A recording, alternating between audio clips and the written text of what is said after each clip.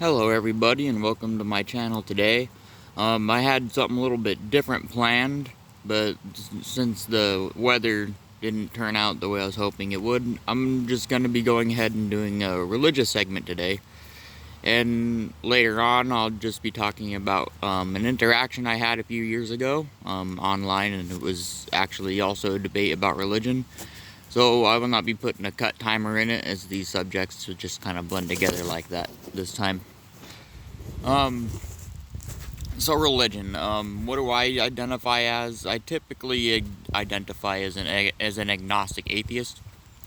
I think that is what is most accurate to describe me. Although I think for the most part, if you were to look at all of the religions, I pretty much identify mostly with Christian values. I do think there's a lot of good values that we learn in Christianity, and there's even a bit of good that just comes from going to church and having the type of interactions we have there. So, as far as all that goes, there's that we all know there's a lot of religions out there. I'm American, so I did go to a Christian church as I was growing up, and it was sort of a different experience for me because when I turned about 8 years old, I kind of decided that, as much as I really was fully agnostic to the idea that God existed, I sort of decided that it just wasn't enough for me. What I had there was not enough to give me emphasis to keep following it so harshly. Not that I just forgot all the lessons and walked away from it, as I kind of touched on. I do feel like there are lots and lots of good moral values there, and just a reason for people to be coming together in the way they're functioning when they go to church, I think is good socialization, especially for children. So, I do hold those values. I do continue to identify as an agnostic atheist, and that is because that I am pretty much more, rather than looking at gods and deities so much. I tend to just sort of put emphasis on agnosticism and the importance of knowing what that is, and what that is to you, especially because it's something you can be abusing yourself with agnosticism, or you can just not have it at all. And I think you abuse yourself if you don't have it at all as well. So agnosticism is something that's incredibly important. To kind of give my definition of that without giving just the literal definition of it, agnosticism is putting your trust and faith into something without fully knowing, if it's the truth or not. That is to say, if you were lost somewhere or something like that, and you needed directions, and you ask someone directions, and they tell you where you need to go to get to the next town or wherever it is you're trying to get, you are therefore using agnosticism and following those person's directions, because they could be wrong or they could be lying. So this practice of following those directions from another person, not knowing necessarily if it's true or not, is called agnosticism. And where it can be useful is something like that, where maybe you're lost and need directions. Is just one minor example. So you need directions, use agnosticism. And I would say in this example, you're probably gonna get there. Always practice skepticism as well, which is pretty much the opposite of agnosticism, where you're being very critical of what someone is saying to you rather than just following it, as in you're gonna think about it a lot, and maybe widen your options so that even if you do take their advice, you're not gonna lose out completely. Maybe get too lost per se. If you needed directions to town and they gave you directions, they were bad directions, and you just followed them completely agnostically, not thinking about it whatsoever, and it got you more lost, well, you probably don't even remember your way back to where you started. Now, skepticism is the other thing, where instead of being agnostic, you took the directions and, you know, with as much critical brain as possible, sought to take that as an option as a result of having no better options. That is to say you're less likely to believe someone. And I think both of these concepts are pretty much just as dangerous to you and how you perceive the world, if not used correctly. And they're not the easiest tools to use at our disposal either. Because skepticism is something that can, as much as this one usually is going to be the better option, especially the older you get, I'd say more skepticism is necessary. The thing about it is it's also something that pushes people away from you. You're probably not as likely to be someone who gets directions from another if you're someone who practices a lot of skepticism. And that is because you're skeptical of people, and therefore you might be a little bit more weary, or, you know, think someone might be out to get you or harm you in some kind of shape, in some way, shape, or form. And that is because of the implications of what skepticism does to your mind. Now, agnosticism pretty much does the other thing. It tends to do things that are fundamentally good for you. And the more you practice agnosticism, the more people are likely to enjoy your company. And that is because you're someone who's not so busy breaking them down and being skeptical of them. You know, you're not going to be perhaps looking at them in a shady way on accident or something like that. So, yeah, you're probably more likely to make friends and be in better social circles. So, in my opinion, if you're looking for sort of a balance of these two things, it's not exactly 50-50. I think ultimately following agnosticism actually is more important than skepticism. It's even as if to gain much of your good skeptic skills, you're going to need to follow a lot of agnosticism, as even your skeptic skills is probably going to be things you pick up from someone else if they're really good skills to have. You know, usually you're just not the first person to think of something. You're not the one to invent something new. And if you didn't learn all of the old information first, you're probably not going to be the one designing new information, you know.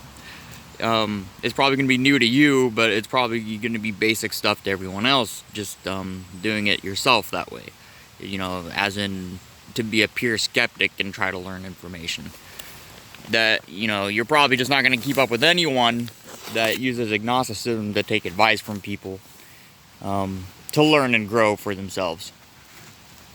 Now, obviously, we use both of these where skepticism has its place. Is kind of like I said, you know, someone might give you the wrong directions, and they might not even intend to deceive you or lie to you. They could just simply be incorrect in their own mind, because maybe your problem wasn't important to them, and that was just the best answer they had, so that's what they gave you.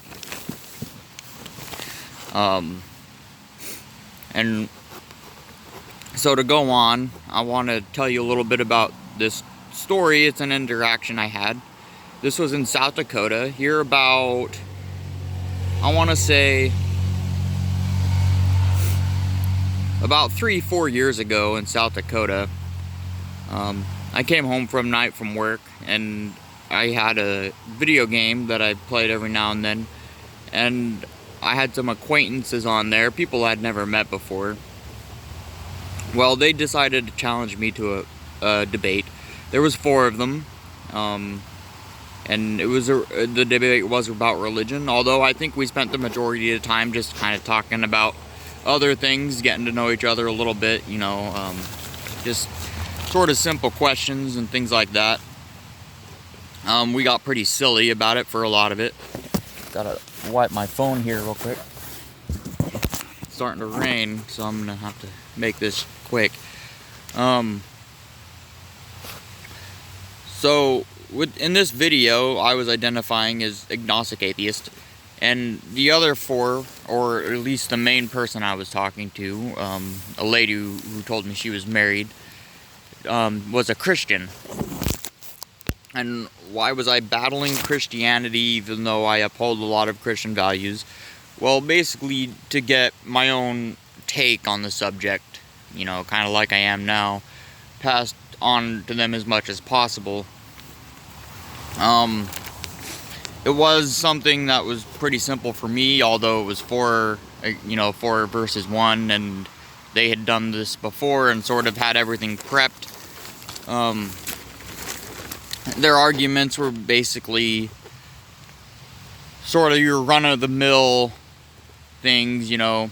I think they did mention the theory of our planet's creatures that are alive, that, you know, basically trying to debunk evolution. I think it was, I don't remember his name, Mark Kent or something to that nature. Excuse me if I'm incorrect. Came up with the theory that evolution doesn't occur, but that creatures only mutate, I think was his argument. Now, I do believe that mutation really it's basically a specific part of evolution. So what he was claiming in his theory and what they were backing up was his theory that everything in evolution is wrong except for the mutation. As in telling us that we can alter our form a little bit with genetics. However, we cannot end up turning into a new species in genetics. And well, that's fundamentally flawed, to say something mutates is to say that over time, these mutate, as you know, more mutations compile onto each other, is when we eventually will decipher that into a whole different species. Scientifically, that's how we do this process.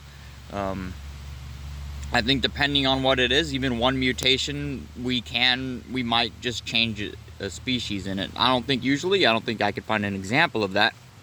But I think if it's the right mutation, we do ultimately change that creature's species. And all that happened there is one had to be born with a new mutation that does make it very much different from the rest, as in it's not going to be able to live in the same environment. It has its own separate environment towards that. So I don't really buy into this mutations theory. I do believe in evolutionary theory. I think that's the strongest one we got so far. You know, it makes the most sense. Got a lot of evidence to back it up. That is what we teach in the schools as well. So ultimately, I'm pretty sure I made a couple good points to them. They didn't really seem to feel like they were getting much over on me, and I think they kind of put their heads down a few times.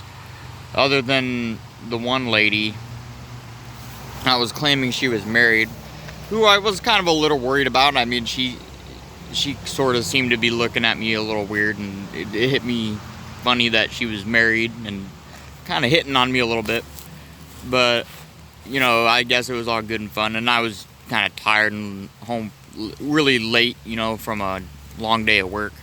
So I just wasn't too worried about it. I made sure to confuse the hell out of that video, you know, just in case it is still out there.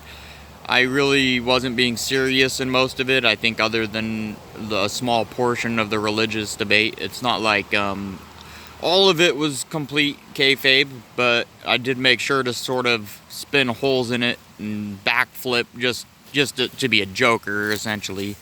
So that's about all I have for you today. I'm sorry I couldn't do the video that I actually planned on doing here, but you could go ahead and like this video if you liked anything about it. Subscribe to my channel for more content. I have a Patreon and the link in the description. Also, feel free to leave a comment down below if you have anything to say.